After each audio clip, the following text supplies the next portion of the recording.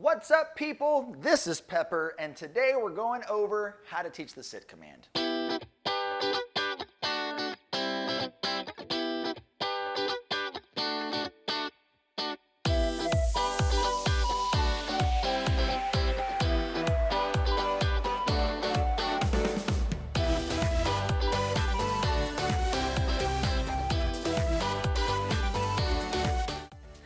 There's a couple videos on YouTube. You guys could probably take a look on how to develop sit, but I'm going to go over just a couple technique errors that I see a lot of my clients and a lot of people on the internet doing. So we're going to go over this to help you guys be able to teach your dog sit faster and develop the word a lot easier. So number one thing we got to do with dogs when we're shaping anything, we have to find what's going to motivate them.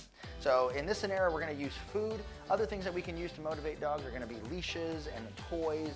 Those will be in separate videos later. But let's go ahead and start with this. I have a piece of food here, Pepper. And all we're going to do is we're just going to teach the dog to follow our hands wherever it happens to go. Do this for about 15 to 20 repetitions. Make it short little strides, maybe getting our dog to move in a straight line.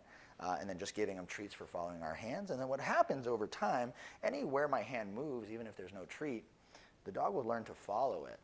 Okay? And so this allows us to shape certain behaviors without having to beg or yell at them or raise our voice, etc. Right? So I want you to kind of think of this as the baton, and we're just going to kind of conduct the dog wherever we want and give the dog's reward when they show commitment to that hand. That's step number one. Now, once I've developed this, it's easier for me to shape a bunch of behaviors, right? So we could shape like a spin, right? We could shape the sit, right? We could shape a heel position, right? So we can come here to heel position. When the dog is really addicted to following my hands, what we're going to be able to do is we're going to be able to start shaping the sit position.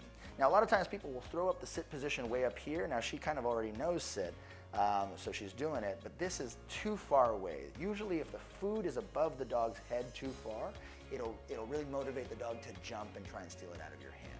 So if your dog is a jumper, I would want you to really pay attention closely to this technique. Okay? So what we're going to do is we're just going to draw the dog forward so she follows, and then we're going to raise the treat above her head. Okay, well, let's do that one more time. So she's following, and then just above her forehead, we're going to raise the treat just so slightly. Now, sometimes you might have to wait there because the dog might be slightly distracted, but I'm literally just moving and moving it up just one little inch. So it's not up here, it's literally right here above her head and her nose. I'm trying to tilt her muzzle upward so that she puts all the weight on her back end. Okay? So this is how we're going to shape this, and we're going to do this for about 15 to 20 repetitions as well. Okay? Once we start seeing that the dog is really fluid at it, just like Pepper is, then we can actually start naming the command. All right? Now, the biggest mistake people make is they will actually start naming the command before the dog even knows what to do. So it kind of leads to behaviors like this. If this is you and you feel I'm doing an impression of you, I'm not trying to insult you, but this is what I see all the time. Okay? Pepper, sit, sit. Pepper, sit, sit. Good dog. See, my dog knows how to sit. Right? And so we see this all the time in dog training because, yes, eventually the dog will sit, and we think that that's the process we have to follow. So I'm going to give you a very streamlined, clear-cut process of what to do. Make sure you have the dog's attention. Make sure the dog's following your hand. Shape the sit without words first. Then once we can do this consistently, now we're going to say the word sit right before we raise our hand. Okay? So it looks something like this. Come on, Pepper. Sit. Good dog. Sit. Yes, good girl. Sit. Good girl. Sit. Okay? Now, a lot of people ask me, they go, Brent, why do you say the word right before, and why don't you say it at the same time? Now, this comes back to behavior science. So if you guys have ever studied Pavlov's dog, Pavlov realized, if you guys don't know real quick, he's the guy that rang a bell, showed dogs food, and eventually the dogs would salivate anytime they heard the bell. Right? If you're not familiar with that, go ahead and take a look at it on YouTube. There's a lot of cool little explanations of Pavlov's dog. But what he realized was if you rang the bell at the same time that you showed food, the bell would not be associated with the food. Okay? So this is called Pavlovian conditioning. So what we have to do is we actually have to teach the word right before the action in order for the dog to actually pair the two concepts. And it does take about, anywhere between 15 to 60 repetitions for the dog to start clicking, right? But ultimately, when we do it that way, Let's see. Sit. So remember this pattern, slight delay before you pull it up. Sit. Good. Sit.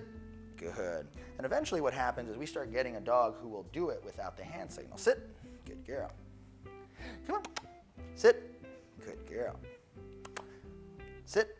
Good girl. Now the reason she sits is because she thinks I'm going to raise the hand up.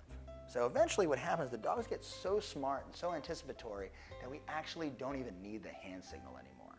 And once we can skip the hand signal, we can just give them a reward for doing a perfect sit without needing a hand signal or even a treat in our hand. Okay? So this was our video on sit, guys. I really hope this was useful for you. Again, this is Pepper, our 4-month-old Springer Spaniel, and my name is Brent here at CANIS Behavior and Training. If you guys have any questions, please give us a call. We'll leave the number down in our description.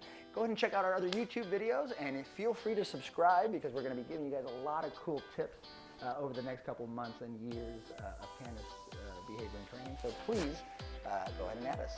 Again, we'll see you guys later. Take care.